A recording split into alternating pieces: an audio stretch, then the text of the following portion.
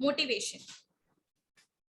अच्छा देखिए, मोटिवेशन जो है ना, motivation can be positive as well, it can be negative, right? There is a scene, एक ऐसा सीन है कि जहां पर आप निगेटिवली भी आप मोटिवेटेड हो जाते हो और पॉजिटिवली भी मोटिवेटेड रहते हैं, राइट? सो यहाँ पर जो फैक्टर्स है, इसमें दो तरीके का मोटिवेशन, एक एक्सट्रिंसिक और एक इंट्रिंसिक। सो एक्सट्रिंसिक मोटिवेशन वो मोटिवेशन है जो आपको आउटसाइड किसी रीजन की वजह से आप मोटिवेटेड है, जैसे आपको बोनस मिल गया, राइट? आपको इंसेंटिव प्रोवाइड किया गया कंपनी के द्वारा, या फिर आपको अगर कंज्यूमर के कॉन्टेक्स्ट में देखा जाए तो आपको कोई सेल्स प्रमोशनल टेक या टूल्स यूज किया गया, तो इससे आप क्या होते हैं? मोटिवेटेड। सो इसके लिए जो कंपनीज है, कंज्यूमर के लिए जो कंपनी है, वो क्या करती है? वो वेरियस टाइप के सेल्स प्रमोशनल टूल यूज करती है, जैसे कैशबैक हो गया, फ्री गिफ्ट्स हो गया, सैंपल्स हो गया, कूपन हो गया। ये सब चीजों से आप क्या होते हैं? मोटिवेटेड होते हैं, और आपको प्रोडक्ट के लिए आप क्या होते हैं? इन्फ्लुएंस होते हैं, परसुएड होते हैं, right? So this is extrinsic motivation where the outside factor is affecting you. Clear हो गया? समझ में आया? लिखिए एक्सट्रिंसिक मोटिवेशन क्या होता है। एक्सट्रिंसिक, एक्सट्रिंसिक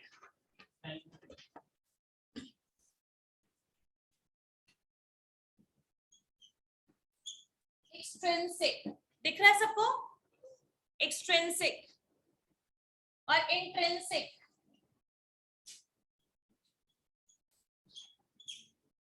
एक्सट्रिंसिक, इंट्रिंसिक, ठीक है? सबसे पहले ये लिखते हैं फर्स्ट वाला पॉइंट, एक्सट्रिंसिक मोटिवेशन। ये क्या है? लिखिए इसमें, this type of motivation refers to factors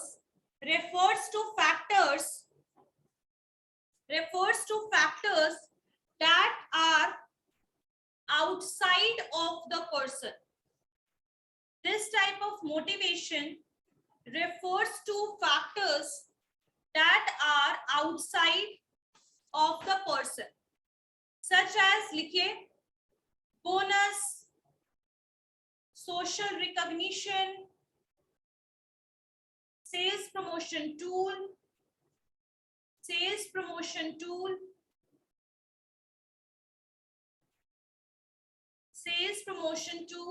तो ये सब आपके क्या हो गए? आउटसाइड फैक्टर है, यानी कि मोटिवेट करने के लिए कंज्यूमर को या फिर within the organization employee को क्या यूज किया जा रहा है? वेरियस मेथड्स यूज किया जा रहा है, राइट? सो इसको हम कहेंगे extrinsic motivation where the external factors affecting us, right? तो this one is extrinsic motivation.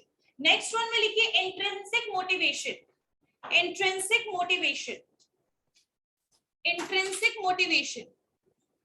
intrinsic motivation now what is intrinsic motivation? क्या है?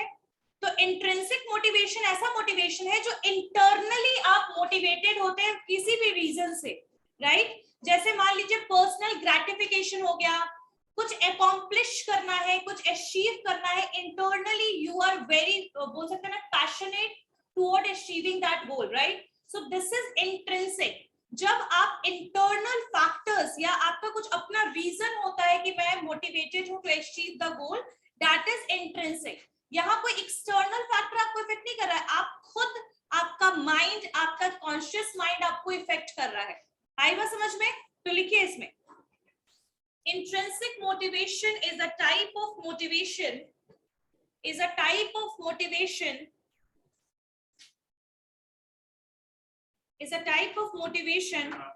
that occurs time पे आओ, time पे, that occurs within the individual,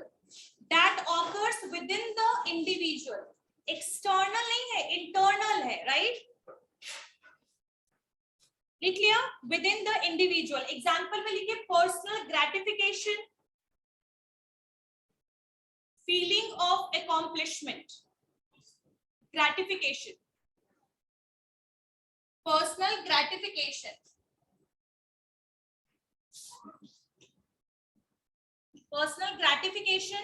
and feeling of accomplishment or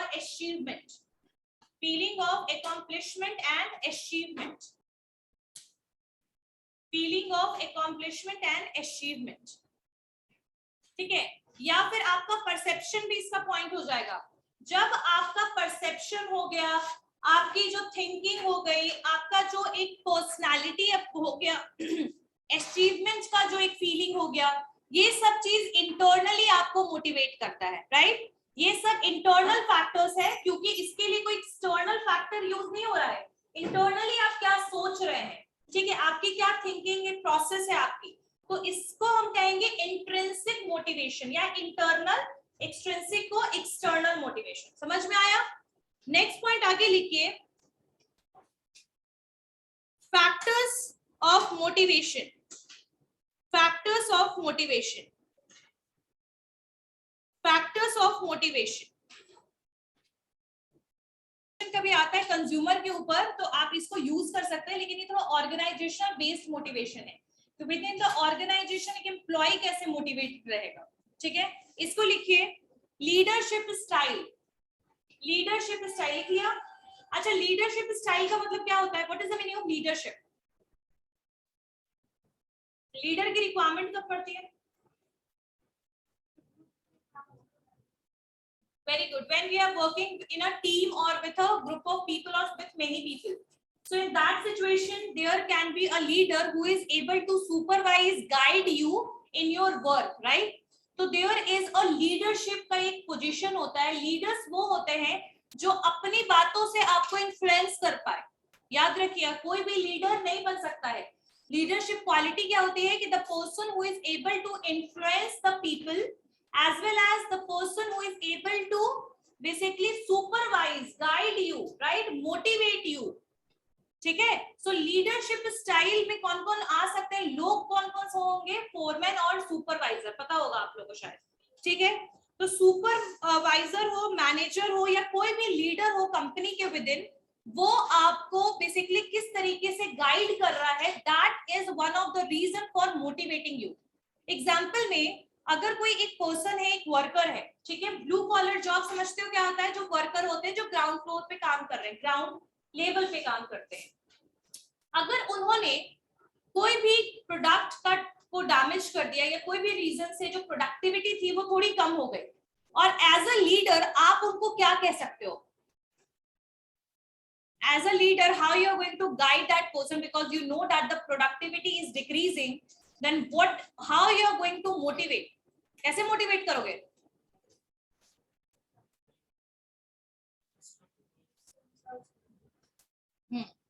और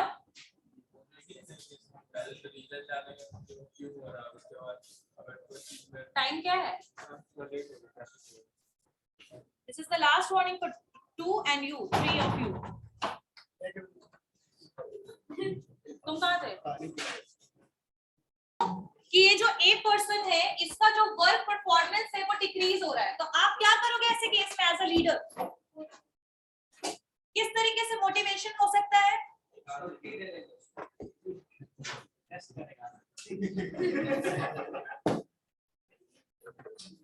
हाँ, first of all जो आप दोनों ने कहा, अनीशा एंड सागर ने, कि उसका रीजन जानेंगे, तो बिल्कुल सही है। अगर उसको कोई हेल्थ इश्यू है या हेल्थ प्रॉब्लम है, या फिर वो डीमोटिवेटेड है बिकॉज ऑफ द सैलरी और wages, we will try to understand what is the problem is, and we never scold that person. अगर आप किसी को फोर्स करेंगे कोई काम करने के लिए, तो वो पर्सन फिर भी efficiently काम नहीं कर पाएगा। So what we need to do, we need to use positive words. Yes, you can do it because earlier your performance was better, and we know that we trust on you, and like this we are going to motivate that person. सही बात है। So the leadership style is one of the reason that how that leader is motivating their team person या फिर people who are in his team. आ गई बात समझ में? तो आपको निगेटिव वर्ड्स यूज करना है यहाँ पर नहीं, पॉजिटिव वर्ड्स होने चाहिए। वर्ड्स ऐसे होने चाहिए which is making a sense that we trust on you, हमारा आप पे भरोसा है। समझ में आया? So लीडरशिप स्टाइल समझ में आ गया सबको कि कैसा होना चाहिए? चलिए, आपको उस पर्सन को ऑर्गेनाइजेशन में जो भी आपके वर्कर्स हैं, जो लीडर हैं, उनको बताना पड़ेगा कि what is the goal of the organization all the time, and motivate those people, those workers to achieve that goal. ठीक है, नेक्स्ट पॉइंट में लिखिए, नेक्स्ट पॉइंट में लिखिए, अब देखो बहुत सारे टाइप होते हैं लीडरशिप में, कुछ डेमोक्रेटिक होते हैं, कुछ ऑटोक्रेटिक होते हैं, ठीक है, कुछ आपके एफिलिएटेड होते हैं, कुछ ट्रांसफॉर्मेशनल होते हैं, कोई सर्वेंट होते हैं, like they are working as a servant of the organization. So the types of leaders are basically decide what kind of nature that person have, right, and how he or she is going to behave in front of the workers and how they are going to behave with workers in short, right, or with people. चलिए next में लिखिए recognition and appreciation, recognition and appreciation, recognition and appreciation. Because देखो why I am basically explaining about this type. What is the meaning of recognition? What is the meaning of recognition? पहचान, recognize करना यानी पहचानना, और ये पहचान ये हर level पे होता है. It's not about the office, it's not about the working area, but it can be possible in the school, colleges, a society. There is always a recognition of people. Recognize करना मतलब क्या होता है? पहचानना. लेकिन वो नहीं कि वो गुप्ता जी का बेटा है और वो ये है, वो पहचान नहीं होती है. When you are achieving something, right, then the people are going to recognize you with proud. समझ में आई बात? तो यहाँ पर वही रिकॉग्निशन है कि आपका motivation within an organization, it can be possible with recognizing and appreciation. अगर किसी ने बहुत अच्छा काम किया है, राइट, अब भाई कोई सेल्स की कंपनी ले लो, मार्केटिंग की कोई कंपनी ले लो. अब ये जो मार्केटिंग की कंपनी है, इसमें जो पर्सन है ए, इसने बहुत अच्छा वर्क किया, इसका परफॉर्मेंस बहुत बेटर है और सेल्स टारगेट से इसने ज्यादा अचीव किया, ठीक है. ऐसे केस में अगर यहाँ मैनेजर कोई बी है तो इसको ए को क्या करना चाहिए? मोटिवेट करना चाहिए, रिकॉग्नाइज करना चाहिए और सब लोगों के सामने तारीफ करनी चाहिए. सही बात है. लेकिन अगर इसने अचीवमेंट पर कोई भी अप्रेज नहीं करेगा या कोई भी इसको पहचानेगा नहीं या फिर कोई भी इसकी एक्स्ट्रा तारीफ नहीं होगी, तो नेक्स्ट टाइम के लिए हो सकता है ए डीमोटिवेटेड हो जाए. जब आपको नॉर्मल लोगों की तरह ट्रीट किया जाएगा, बल्कि यू आर मच बेटर और capable than others, then definitely you are going to be demotivated because you are not getting the result of your output. सही बात समझ में आया? मतलब आउटपुट का रिजल्ट का मतलब है जो आप कर रहे हो उसका कोई रिजल्ट आपको नहीं मिला, ठीक है. सो रिकॉग्निशन और एप्रिसिएशन, एप्रिशिएट करना यानी तारीफ करना, रिकॉग्नाइज करना मतलब पहचानना, एक पहचान बनाना, है ना. और ये किसके द्वारा होता है? It is done by the employees in the organization. तुम्हें भी फिक्र है?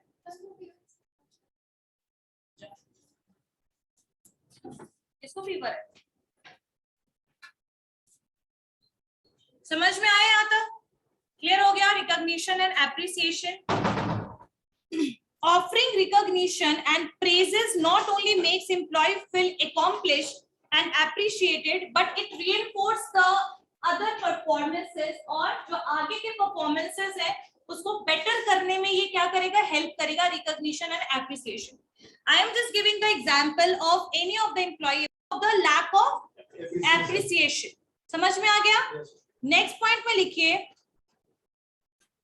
नेक्स्ट में लिखिए positive company culture, positive company culture, positive company culture. अब यहाँ पर जो एम्प्लॉय है, कंपनी का कल्चर जो है वो एम्प्लॉय के मोटिवेशन में बहुत ज्यादा इम्पैक्ट डालता है. जैसे कुछ कंपनी का कल्चर थैंकलेस वाला होता है, like either you are doing a lot of work, still they are not going to appreciate you, and the culture is like that there is a lack of ethics. ethics का मतलब क्या होता है? जहां पर सही और गलत का डिफरेंसेस ही ना पता हो. वैसे भी कंपनी के कल्चर्स होते हैं. and this the culture is always maintained by the top management. remember it. हमेशा याद रखिएगा किसी भी कंपनी के कल्चर में सबसे बड़ा हाथ बनाने में किसका है? टॉप मैनेजमेंट का, क्योंकि they are making the policies and they are basically making the guidelines for the employees. समझ में आया? तो आपका जो बेसिकली कल्चर ऐसा होना चाहिए कि जहां पर एम्प्लॉइज के बीच में इक्वालिटी हो. क्या हो? इक्वालिटी हो. डिस्क्रिमिनेशन और डिफरेंस एम्प्लॉइज के विद इन नहीं होना चाहिए. if you are dealing with the two people who are in same position, and if you are dealing with the मतलब अलग अलग दोनों के साथ आप ट्रीट कर रहे हो, अप्रेजल दोनों को अलग दे रहे हो, बल्कि एक पर्सन उससे बेटर भी है तो भी आप दूसरे पर्सन को अप्रेजल ज्यादा दे रहे हो, इसको कहेंगे अनएथिकल एक्ट। समझ में आया? समझ में आ रहा है? So this should be avoided. Culture ऐसा होना चाहिए जिसमें एथिक्स होना चाहिए, हार्मोनियस होना चाहिए रिलेशनशिप, कोऑर्डिनेशन होना चाहिए, प्रॉपर गाइडलाइंस एंड पॉलिसीज होना चाहिए। तो ऐसे सिचुएशन में आपका जो कल्चर होगा कंपनी का क्या होगा? पॉजिटिव। समझ में आया? अच्छा, I am just giving the example, like I am your teacher, ठीक है? तो मैं किसी दो बच्चों के साथ, यानी ये दो बच्चे हैं, इन दोनों के साथ डिस्क्रिमिनेशन करूंगी, इसको ज्यादा नंबर दे दूंगी जो ये लिख रहा है उसी पे, और इससे बेहतर ये लिख रहा है इसको मैं कम नंबर दे दूंगी। तो this should be right? No. So discrimination बिल्कुल भी आपके ऑर्गेनाइजेशन में नहीं होना चाहिए within the employees, right? In the case of the policies, like if he is basically asking for the, मतलब ये मांग रहा है मुझसे छुट्टी हाफ डे का, तो मैं इसको ट्रीट कर रही हूँ बिल्कुल बुरी तरीके से, और he is asking for 5 days leave and I am saying yes that is fine, तो it is discrimination। समझ में आया? चलिए आगे नेक्स्ट लिखिए। और अगर आप एक पॉजिटिव कल्चर बनाओगे ना, तो जो अनएथिकल और डिसऑनेस्ट एम्प्लॉइज भी है ना, because of your culture they will try to change themselves. लेकिन अगर ये अनएथिकल चीजें होंगी तो और भी जो एम्प्लॉइज है उनका भी जो दिमाग होगा, dishonesty, procrastination, delay in work, lack in proper work, lack of performance, ये सारे इसके रिजल्ट हो जाएंगे। समझ में आया? नेक्स्ट पॉइंट लिखिए, नेक्स्ट लिखिए, financial benefits, financial benefits, financial benefits. Okay, financial benefits लिख लिया? फाइनेंशियल बेनिफिट्स क्या होगा?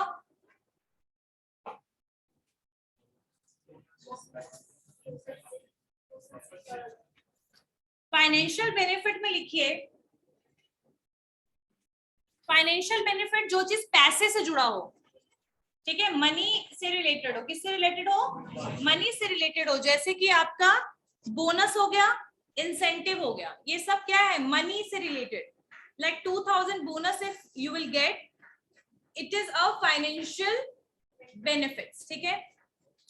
तो ये एम्प्लॉइज को मोटिवेट करते हैं। इसका क्या रीजन मैं बताती हूँ। Every people are working in the organisation for their betterment in their life, for their living standard and for basically fulfilling his basic need, और some of the people are even living a luxurious life, right? तो जितनी भी चीजें हैं, ये सब चीजों के लिए what we require, that is money, ठीक है? If we are not getting salary on time, if we are not getting the proper salary, if we are getting the deducted salary, if we are not getting any kind of incentive or bonuses, it is not going to motivate you for the long time. Later on, once you will get a better opportunity, you will switch from that jobs. True? So the financial जो benefits है, that is basically motivating the people for doing hard work, ठीक है? And साथ साथ में आप क्या क्या चीजें कर सकते हो फाइनेंशियल मोटिवेशन में?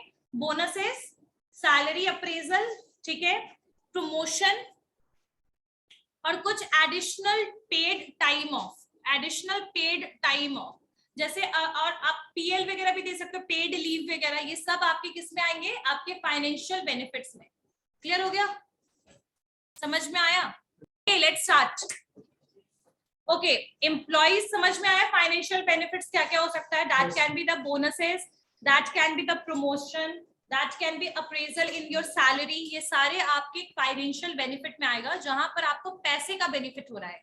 जैसे जब प्रमोशन हुआ और कोई, हाँ बिल्कुल, जैसे मान लो प्रमोशन हुआ और कोई सेल्स एग्जीक्यूटिव से सेल्स मैनेजर बन गया, तो उसकी सैलरी पहले 25,000 थी, अब 40,000 हो गई मान लीजिए, तो that is appraisal in the amount, salary, promotion हुआ, तो ये फाइनेंशियल बेनिफिट में आया। नेक्स्ट वन लिखिए, flexible work schedule, flexible work schedule, flexible work schedule, flexible work schedule. Let me give you one of the example of Japan and USA, ठीक है? Japan और USA में वर्किंग कल्चर ऐसा है कि जहां पर you will get the rest time as well, आपको वहां पर रूम्स वगैरह प्रोवाइड होंगे, स्लीप, आप सो सकते हैं बीच में 2 घंटे, ठीक है? आपका फ्लेक्सिबल टाइम है, like you have to do work for 6 hours, you can come at 6, आप 6 बजे सुबह आइए और 12 बजे तक काम कीजिए। आप चाहे 4 बजे आइए शाम में और 10 बजे रात तक काम कीजिए। 6 घंटे आपको किसी भी हाल में पूरे करने हैं। सो इसको कहते हैं फ्लेक्सिबल वर्क, फ्लेक्सिबल शेड्यूल और टाइमिंग। और आजकल ये आईटी की कंपनीज कुछ यूज कर रही हैं, जहां पर आपको सिर्फ 8 घंटे जॉब करना है, चाहे आप 10 बजे आइए चाहे आप 12 बजे आइए। आ गई बात समझ में?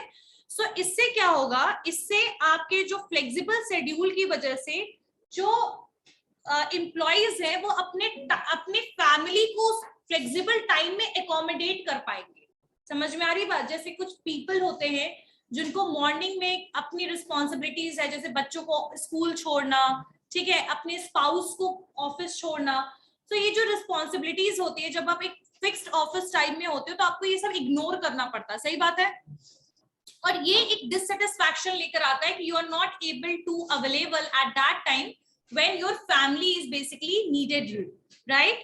So this is a flexible work schedule will relax the people that you have to work for only 8 hours. What will be the timing? There is not rigidness in concept of timing.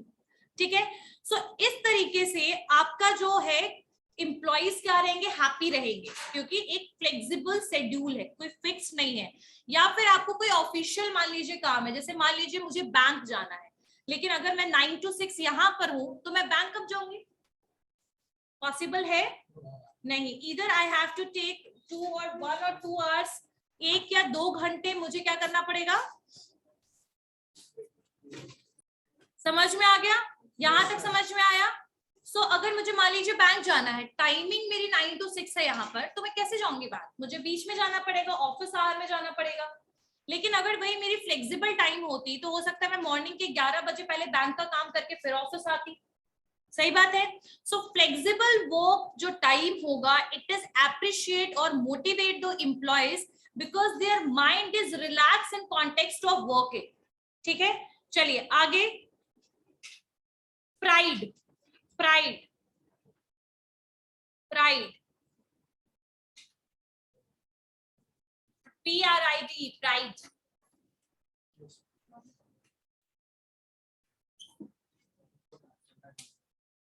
Pride. Next point, pride में मतलब क्या होता है, जैसे कुछ लोग होते हैं, some people are like that when they will complete the work. एक तो जब आप कोई काम कंप्लीट करते हो ऑफिस का, तो आपके अंदर एक प्राउड आता है that you completed your work on time. ठीक है? और जो टीम लीडर होना चाहिए उस पर्टिकुलर वर्क एनवायरमेंट में, उसे एम्प्लॉइज को ऐसा अपॉर्चुनिटीज देना चाहिए कि वो अपने वर्क को लेकर रेगुलरली प्राउडली फील करे एंड अल्टीमेटली वो क्या करे, बेसिकली इंक्रीज करे अपनी प्रोडक्टिविटी को। इन शॉर्ट, जैसे आप जो है आपको एक टाइम पीरियड देना, एक क्या बोलते हैं उसको, एक डेडलाइन देना, दैट इज वेरी इंपॉर्टेंट। ये कॉन्टेक्स्ट है इसका। ठीक है, कंसेप्ट इसका यही है कि जब आपको कोई काम मिलता है तो उसका एक डेडलाइन बहुत जरूरी है। क्यों जरूरी है? क्योंकि वो डेडलाइन आपको अचीवमेंट की तरफ, वर्क को टाइम पे कंप्लीट करने की तरफ मोटिवेट करेगा। And if you will do work before the deadline, it will going to make you a sense of pride. आपको अपने ऊपर क्या होगा, प्राउड होगा कि मैंने अपने काम को सही समय पर खत्म किया। And when you will do this, who need to basically motivate? Team leader. ठीक है, कि yes this person completed his work before the given time. So ये चीज जो है, एक प्रॉपर प्राउड वाला एटमोस्फेयर, निगेटिवली नहीं पॉजिटिवली प्राउड वाला एटमोस्फेयर होना चाहिए। नेक्स्ट देखिए, open communication.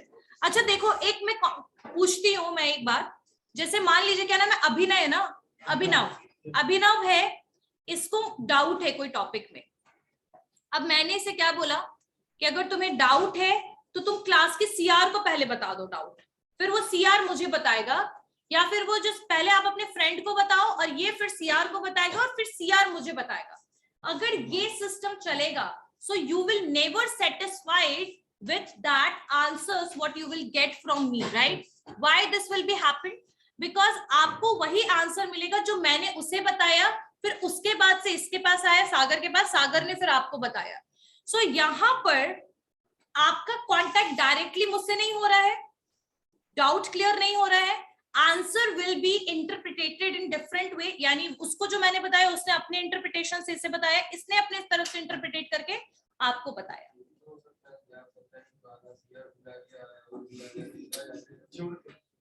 This can be possible. So this is an indirect communication where there are multiple mediators, or you are basically contacting with your ultimate or direct boss, but you are not contacted with the top management. I'm just giving the example, right? But if there will be open communication, or if you are asking the question, I am saying ki no, just follow the policy, and I am not giving you the correct answer, it is basically dissatisfy the people.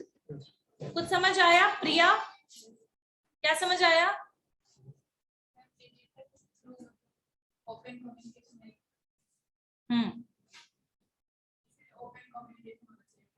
हाँ, open communication is basically a direct communication, और a communication जहां पर advice हो गया, feedback हो गया, या कोई कंप्लेन हो गया, that should be directly contacted with the top management, right? जहां पर कोई भी प्रॉब्लम है तो आप डायरेक्टली कांटेक्ट कर रहे हैं, ओपन कम्युनिकेशन होना चाहिए.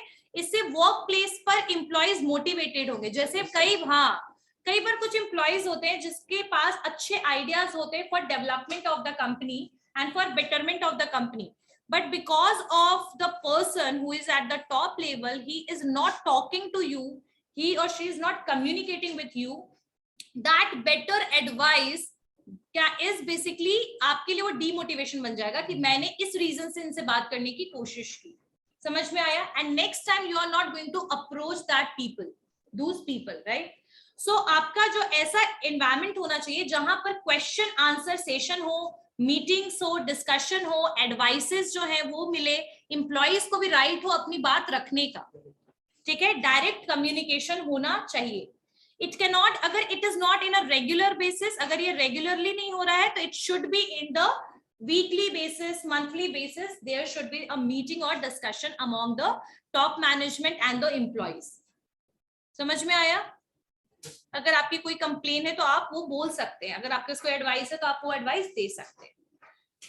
एक ओपन लाइन कम्युनिकेशन होना चाहिए. कोई इश्यू हो तो वो सॉल्व भी क्विकली होना चाहिए. अगर मैंने आपको ये जो बताया जो इनडायरेक्ट और मीडिएटर्स का, इसमें आपका जो इश्यू है वो तुरंत क्विक सॉल्व नहीं हो रहा है, रिस्पॉन्स तुरंत नहीं मिल रहा है. It is basically moving here and there, and after that you are getting the answer and you are not sure that the answer was correct or not. True? So इसको हम कहेंगे क्या? Basically open communication. ठीक है, open communication होना चाहिए. Next में लिखिए staying up to date on company's matter. Staying up to date on company matter. Company matters.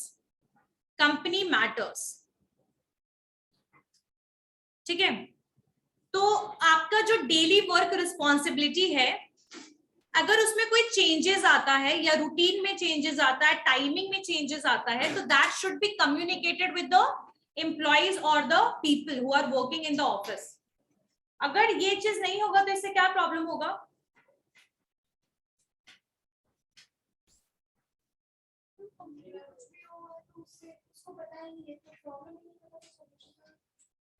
Basically जो वर्क है वो कभी भी टाइमली कंप्लीट नहीं होगा. Conflicts can be arise, effectiveness खत्म हो जाएगा बिल्कुल काम से, और साथ साथ में नए नए पॉलिसीज का एक फियर एम्प्लॉइज के माइंड में ऑल द टाइम रहेगा कि अभी कोई नया पॉलिसी बनेगा, आज कुछ नया अपडेट हो जाएगा. So this is basically a staying up to on the company matter. जो भी कंपनी में नए चेंजेस आ रहा है, पॉलिसी आ रहा है, गाइडलाइंस आ रहे हैं, नए प्रोजेक्ट्स आ रहे हैं, नए वर्क रिस्पॉन्सिबिलिटीज आ रहे हैं, नए एम्प्लॉइज आ रहे हैं, दैट शुड बी कम्युनिकेटेड और that should be know for everyone. ये हर एक लोगों को पता होना चाहिए. ठीक है, नेक्स्ट लिखिए job security. Job security, job security. और अगर कोई नया अचीवमेंट भी ऑर्गेनाइजेशन में होता है ना, तो वो भी बताना चाहिए सबको, एम्प्लॉइज को. चलिए, जॉब सिक्योरिटी. अच्छा, जॉब सिक्योरिटी का मतलब क्या होता है? Stability in the job. Example में क्यों बिहार में आज भी ये ट्रेंड है कि माँ बाप कहते हैं बेटा गवर्नमेंट जॉब करो। Why? Because of the stability and because of the recognition की, जैसे हमारे पेरेंट्स भी कहेंगे ना कि भाई मेरा बच्चा जो है ये गवर्नमेंट जॉब कर रहा है, सेंट्रल और स्टेट गवर्नमेंट, सो एक उसका एक पोजीशन है, ओहदा है, एक स्टेटस है। तो इसी वजह से the people are speaking, even our parents are speaking about the government job because of the stability. No one can fire you from the government job, कोई भी आपको गवर्नमेंट जॉब से निकाल नहीं सकता है, याद रखिएगा। अगर आप खुद छोड़ते हैं तो वो भी बहुत ही रेयर है, क्योंकि आपका एम्प्लॉय टर्नओवर बहुत कम है। किसके केस में? गवर्नमेंट जॉब के केस में। ना ही वहां से निकाला जाता है लोगों को, ना ही वहां से जल्दी लोग छोड़ते हैं।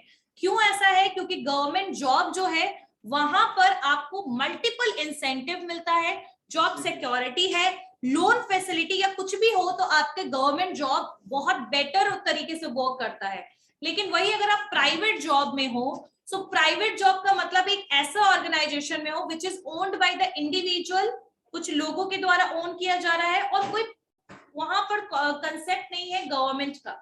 यहां से आपको किसी भी टाइम पे निकाला जा सकता है। एग्जाम्पल में हम लोग बहुत सारी कंपनीज ले सकते हैं जहां पर एम्प्लॉइज टर्नओवर कब होता है? जब जॉब डिससेटिस्फैक्शन होता है, जब आपको जॉब में अच्छा नहीं लगेगा या जो आप काम करना चाहते हैं वो सही नहीं है, ग्रोथ कम है, तो ऐसे केस में पर आप या तो खुद जॉब छोड़ देते हैं या आपका परफॉर्मेंस बेटर नहीं होने की वजह से यू कैन बी फायर्ड, यानी आपको बाहर निकाला जा सकता है। सो अगर आपने जॉब सिक्योरिटी दिया है एम्प्लॉइज को, आप रिटेन करना चाहते हैं एम्प्लॉइज को, आप उनको निकालना नहीं चाहते हैं, और आप उनको इंसेंटिव दे रहे हैं, मोटिवेशन कर रहे हैं, मोटिवेट कर रहे हैं, और आप उनको चांसेस दे रहे हैं, अगर आप वो बड़े से बड़े मिस्टेक पर भी आप उनको चांस दे रहे हैं, तो इट मींस आप उनको निकालना नहीं चाहते हो। सो जॉब सिक्योरिटी जो है वो होना चाहिए, और ये वर्क एनवायरनमेंट से आता है। अगर मेरे सामने 15 लोग छोड़ के जाएंगे जॉब, तो it will going to make me कि मेरा परसेप्शन भी हो जाएगा कि I can be also fired any time. सही बात है। तो ये सिचुएशन आपको बिल्कुल भी अपने ऑफिस में या वर्किंग एनवायरनमेंट में क्रिएट नहीं करना है। Provide job security to the employees.